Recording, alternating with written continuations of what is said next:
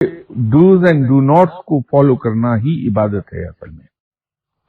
جس چیز سے اللہ نے منع فرما دیا اس سے بندہ رک گیا، اور جس کو کرنے کا حکم دیا انسان نے کر لیا، یہی عبادت ہے.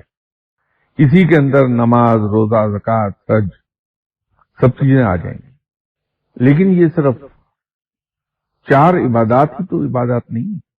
اس کے علاوہ جو احکامات ہیں اللہ تعالیٰ کے، ہم عام طور پہ اس سے روگردانی کر جاتے ہیں، کیونکہ اس کے اندر ہمیں قربانی کرنا پڑتی ہے. تو تصوف کے اندر فرض عبادات تو کرنی ہی کرنی ہے. وہ تو پیغمبر کو بھی معاف نہیں ہوئی. تمام پیغمبر پابند تھے فرض عبادات کی، اور آپ صلی اللہ علیہ وسلم سے زیادہ عبادت کون کرے گا؟ وہ تو ہمیں کرنا ہی کرنا ہے. لیکن یہ یاد رکھیے کہ ان عبادات کے ذریعے سے آپ کو پارسائی تو مل جائے گی، رب نہیں ملے گا. کیونکہ رب ملے گا صرف نیکی سے. عبادات سے صرف پارسائی ملتی ہے، اور رب نیکی سے ملتا ہے.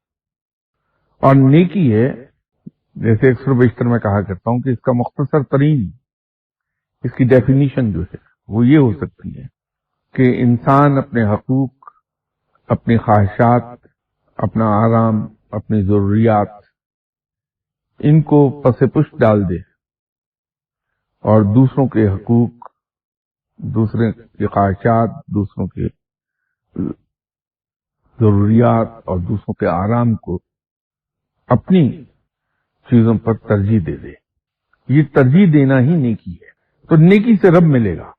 اگر آپ تصوف کی راہ پہ چلنا چاہتے ہیں تو آپ کو عبادات تو کرنا ہی کرنا ہے، کیونکہ اس کا حساب آپ کو دینا. نیکی کی راہ بھی پکڑ لیجیے. اس کے ساتھ ساتھ دوسروں کے لیے اپنے آپ کو قربان کرنا شروع کر دیجیے. رب آپ کا ہے، رب کی دوستی اور اس کا قرب حاصل ہو جائے گا.